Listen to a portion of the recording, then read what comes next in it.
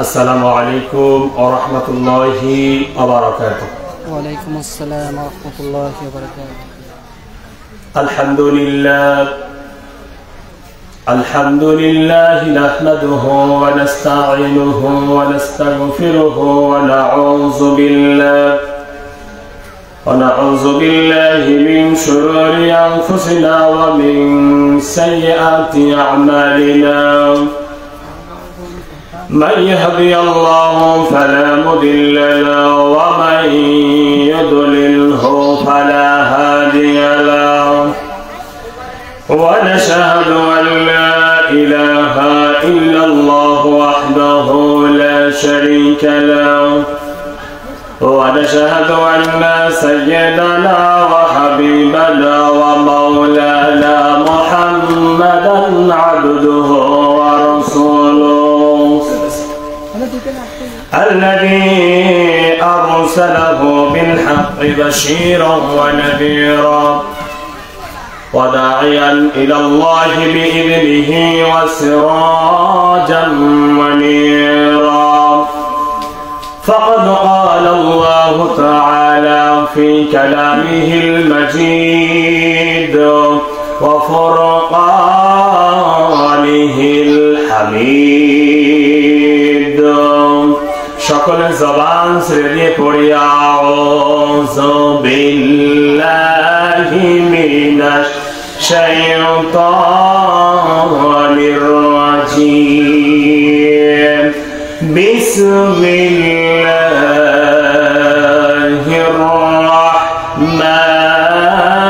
রাহমানির রাহিম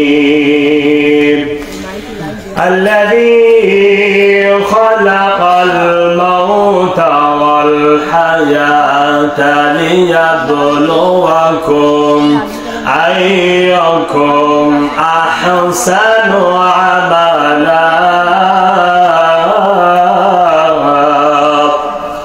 وهو العزيز الغفور صدق يا ربنا. قال تعالى في شأن حبيبه آمرا ومخبرا إن الله وملائكته يصلون على النبي يا أيها الذين آمنوا صلوا عليه وسلموا تسليما. اللهم صل على سيدنا مولانا محمد وعلى علي سيدنا مولانا. কেউ বা তোমায় পাগল বলে, কেউ বা বলে জাদুকর, আল্লাহ তাআলা সাক্ষী দিচ্ছেন আপনি নবী পয়গম্বর। আল্লাহুম্মা সাল্লি আলা سيدنا مولانا محمد وعلى علي سيدنا مولانا. জিকির করে লা ইলাহা জোরে লা ইলাহা ইল্লাল্লাহ লা ইলাহা। যারা এদিক সেদিকে ঘোরাফেরা করছেন সবাই আমরা এই জান্নাতের মজলিসে এসে বসে যাই, একটু জিকির করি লা ইলাহা জোরে লা ইলাহা। রিকশা চলে না চালক সারা, নৌকা চলে না মাঝি সারা, তেমনি করে দুনিয়া চলে না আল্লাহ সারা। লা ইলাহা জোরে লা ইলাহা ইল্লাল্লাহ লা ইলাহা ইল্লাল্লাহ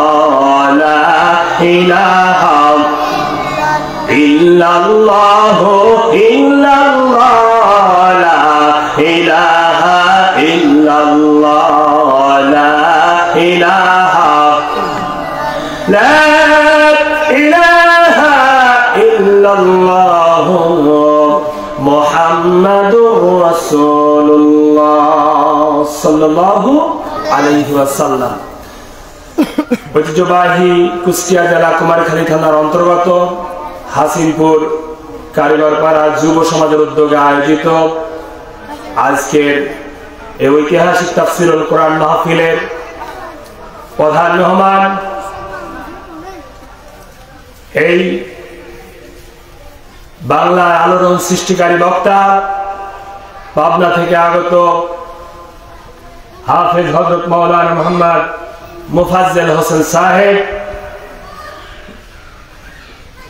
দ্বিতীয় মেহমান হিসাবে এই মঞ্চে আলোচনা রাখবেন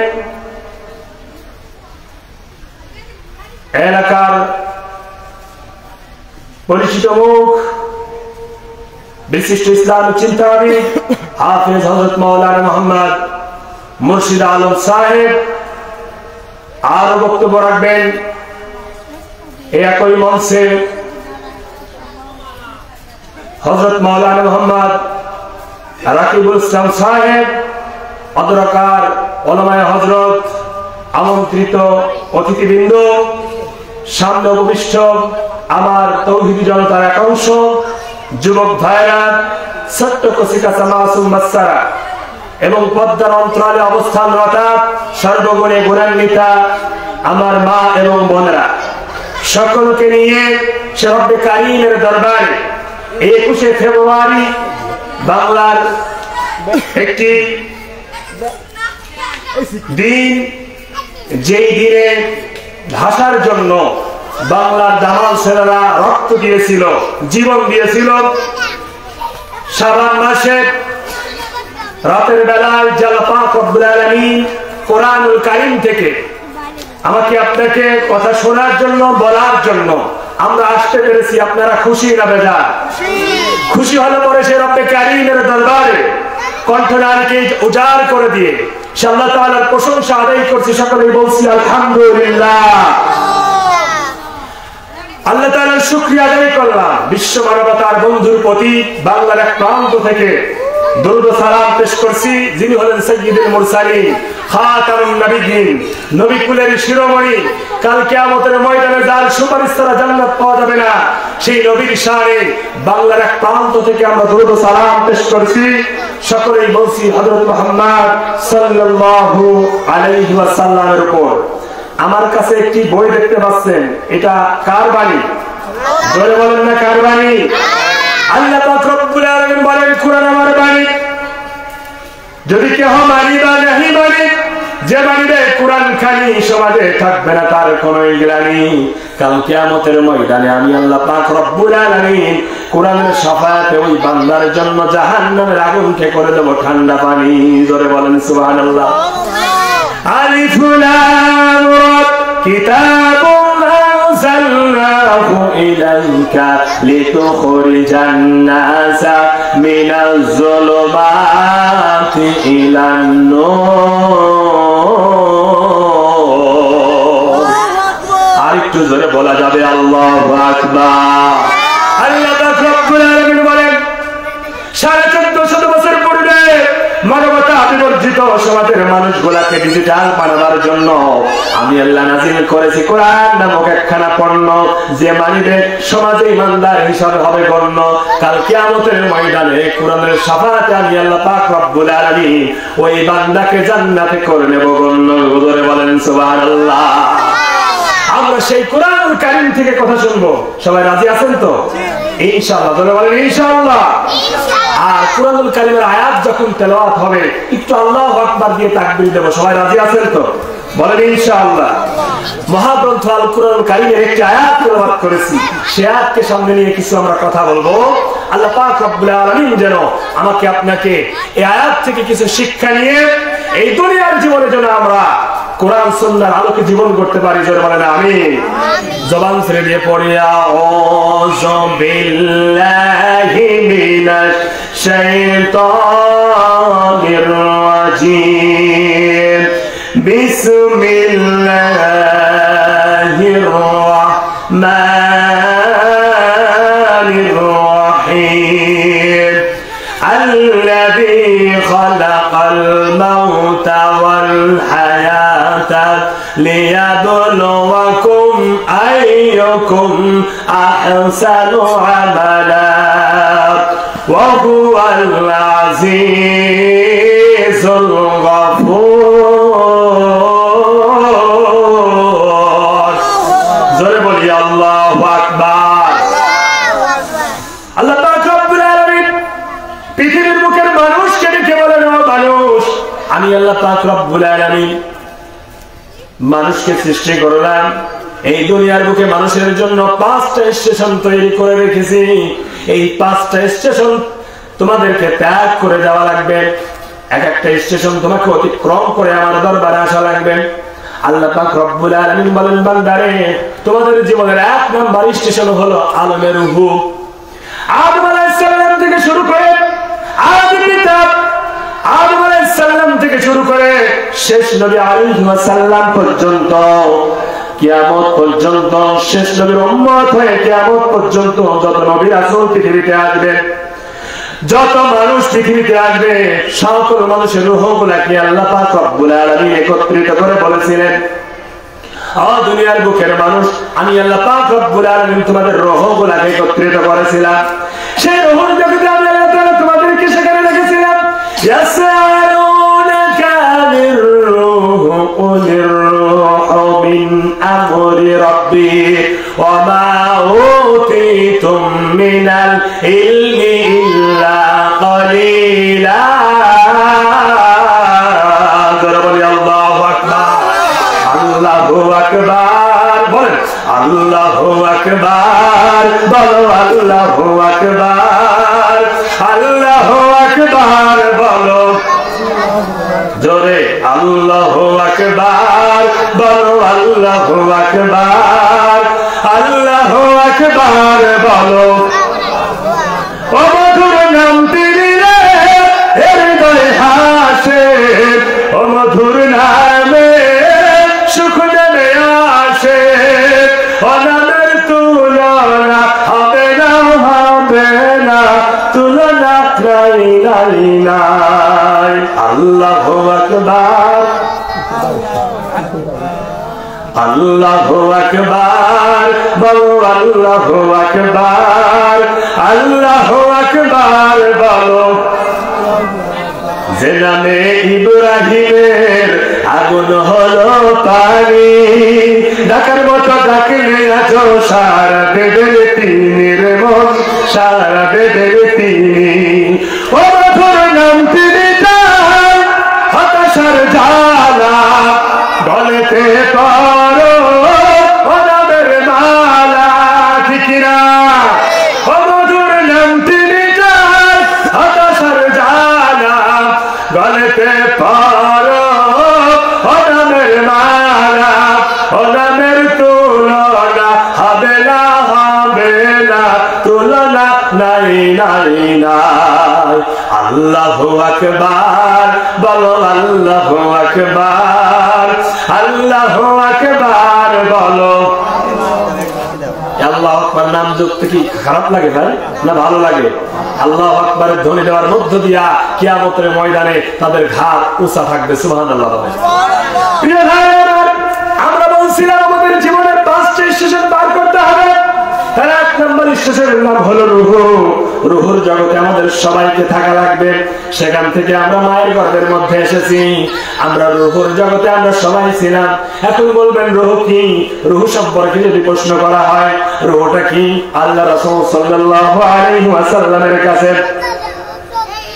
কিছু ইহুদি এসে রাসূলের কাছে প্রশ্ন করতে লাগলো ইয়া রাসূলুল্লাহ ইয়া হাবিবাল্লাহ আপনার কাছে আমরা 3টা প্রশ্ন করতে চাই যদি আপনি 3টা প্রশ্নের অ্যানসার দিতে পারেন তাহলে আমরা ইহুদি ধর্ম ত্যাগ করে আপনার ইসলাম ধর্ম গ্রহণ করব জোরে বলেন সুবহানাল্লাহ আল্লাহ রাসূলের কাছে ইহুদিরা কয়টা প্রশ্ন নিয়ে আসতেছেন জোরে বলেন 3টা প্রশ্ন 1 নম্বর প্রশ্ন ইহুদিরা আল্লাহ রাসূলের কাছে প্রশ্ন প্রশ্ন করলো, ইয়া রাসূলুল্লাহ, ইয়া হাবিবাল্লাহ, আপনার কাছে এক নম্বরে জানতে চাই রূহ কি, রূহ সম্পর্কে যদি আপনি আমাদেরকে জানাই দিতেন, এর উত্তর যদি দিতে পারতেন, তাহলে আপনার হাতে হাত রেখে আমরা ইসলাম ধর্ম গ্রহণ করব। সুবহানাল্লাহ বলেন। দুই নম্বরে ইহুদিরা বিশ্বনবীর কাছে 2 নম্বর প্রশ্ন করলো, আসহাবে কাহাফ কারা, আসহাবে কাহাফের বংশধর কারা, এ সম্পর্কে আপনি যদি কিছু জানেন তাহলে আপনারা আমাদেরকে জানান। 3 নম্বরে ইহুদিরা বিশ্বনবীর কাছে 3 নম্বরে প্রশ্ন করলো যে যুলকারনাইন নামক একজন ব্যক্তি ছিলেন, সেই ব্যক্তি কে ছিলেন এ সম্পর্কে যদি একটু আপনি জানাইতেন। প্রিয় ভাইরা আমার, আল্লাহর নবী বিশ্ব নবী জনাব মুহাম্মদুর রাসূলুল্লাহ সাল্লাল্লাহু আলাইহি ওয়াসাল্লাম আল কোরআনের আলো, আল হাদিসের আলো, আমার নেতা তোমার নেতা বিশেষ মেহমানের আগমন। যে আমরা আর লম্বা আলোচনা করবো না, সংক্ষিপ্ত এই ঘটনার শেষের মধ্য দিয়ে আমাদের বিশেষ মেহমান উঠে পড়বেন ইনশাআল্লাহ। মঞ্চে তিনি এসে গেছেন। আমরা সংক্ষিপ্ত এই 3টা প্রশ্নের আনসার শোনার মধ্য দিয়ে শেষ করব। রাজি আছেন তো সবাই? আল্লাহ রাসূল সাল্লাল্লাহু আলাইহি ওয়াসাল্লামের কাছে ইহুদিরা প্রশ্ন করেছে 3টা। 1 নম্বরে রূহ কি, 2 নম্বরে প্রশ্ন করেছে বিশ্বনবীকে যে আসহাবে কাহাফের বংশধর যারা, আসহাবে কাহাফ সম্পর্কে যদি আমাদেরকে একটু জানান। 3 নম্বরে যুলকারনাইন কে ছিলেন এটা যদি আপনি জানান। বিশ্বনবীর কাছে 3টা প্রশ্ন করা হলো। বিশ্বনবী বললেন যে আমি আগামীকাল গদান উজিবুকুম, আগামীকাল আমি আপনাদেরকে জানাবো। বিশ্বনবী বললেন গদান উজিবুকুম, আগামীকাল আমি আপনাকে জানাবো, আগামীকাল আমি আপনাকে জানাবো। তারা চলে গেল।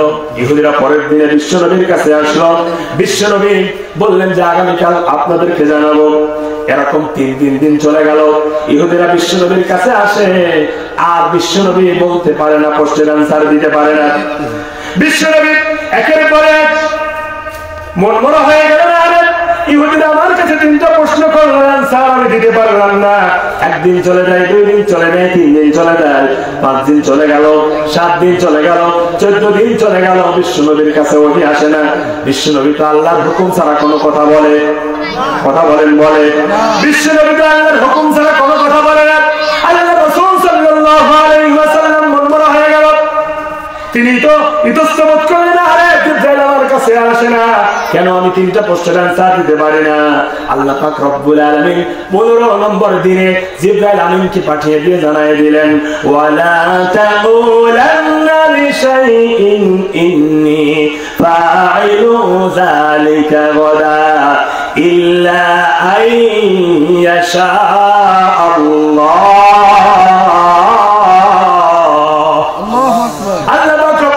বিশ্বনবীকে জানিয়ে দিলেন, ও বন্ধু, আপনি আগামীকালকের কথা বলবেন না। আপনি ভবিষ্যতের কোনো কথা বলতে গিয়ে অবশ্যই আপনি ইনশাআল্লাহ শব্দটা ব্যবহার করবেন। জোরে বলেন সুবহানাল্লাহ। কি শব্দ ব্যবহার হবে? ইনশাআল্লাহ। ভবিষ্যৎ কথা বলতে গিয়ে ইনশাআল্লাহ বলতে হবে। প্রিয় ভাই আমার, আল্লাহ রাসূল সাল্লাল্লাহু আলাইহি ওয়াসাল্লাম কেমন জিবরাইল আমিন 3টা প্রশ্নের আনসার দিচ্ছেন। সুবহানাল্লাহ বলেন। 3টা প্রশ্নের আনসার তো শুনলেন।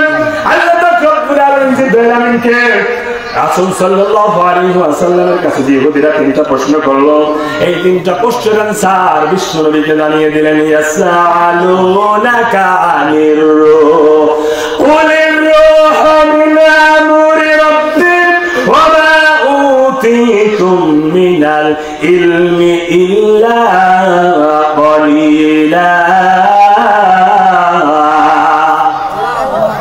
1 নম্বর প্রশ্নের আনসার দিলেন। 2 নম্বর প্রশ্নের আনসার দিচ্ছেন, আম হাসিবুতা আন আসহাবাল কাহফি ওয়ার রাকিম কানা বিন আয়াতিনা আজাবা। আরেকটু জোরে বলা যাবে না? আল্লাহু আকবার। 2 নম্বর প্রশ্নের আনসার জানিয়ে দিলেন। 3 নম্বর প্রশ্নের আনসার আল্লাহ পাক রব্বুল আলামিন জিবরাইল আমিনকে জানিয়ে দিলেন। يسألونك عن ذي القرنين قل سأتلو عليكم منه ذكرا। জোরে বলেন আল্লাহু আকবার। 3টা প্রশ্নের আনসার জিবরাইল আমিন আল্লাহ পাক রব্বুল আলামিনের মধ্য দিয়া রাসূলকে জানাই দিলেন। রাসূল সাল্লাল্লাহু আলাইহি ওয়াসাল্লাম 15 দিন পরে সব ইহুদিদেরকে দেখালেন, ও ইহুদির সম্প্রদায়েরা, তোমরা আমাকে 3টা প্রশ্ন করেছো, 3টা প্রশ্নের আনসার দেওয়ার জন্য কে আছো? শুনবে।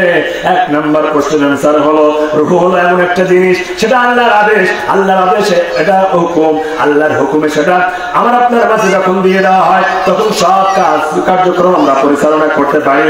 আর যখন আমাদের মাঝখান থেকে এই রূহটা বের হয়ে যায়, নিথর দেহ পড়ে যায়, আমাদেরকে লাশ বলে তখন সম্বোধন করা হয়। কথা বলেন ঠিক কিনা?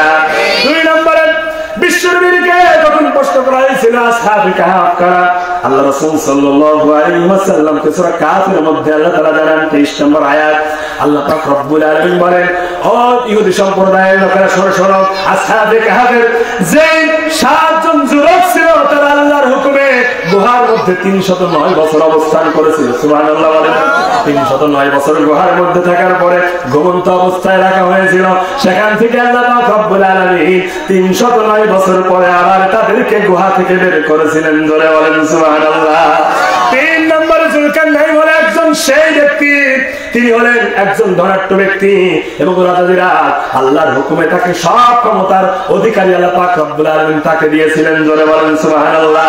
ইহুদিরা যখন বিশ্ব নবীর কাছে এই 3টা প্রশ্ন করে বলল, আল্লাহ রাসূল সাল্লাল্লাহু আলাইহি ওয়াসাল্লাম উত্তর যখন দিয়ে দিল, ইহুদির দলের লোকেরা সবাই এসে বিশ্ব নবীর কাছে হাত রাখলেন, হাত দিয়ে তারা পড়ে দিলেন, লা ইলাহা ইল্লাল্লাহু মুহাম্মাদুর রাসূলুল্লাহ, লা ইলাহা ইল্লাল্লাহ, জোরে লা ইলাহা লা ইলাহা ইল্লাল্লাহ, লা ইলাহা লা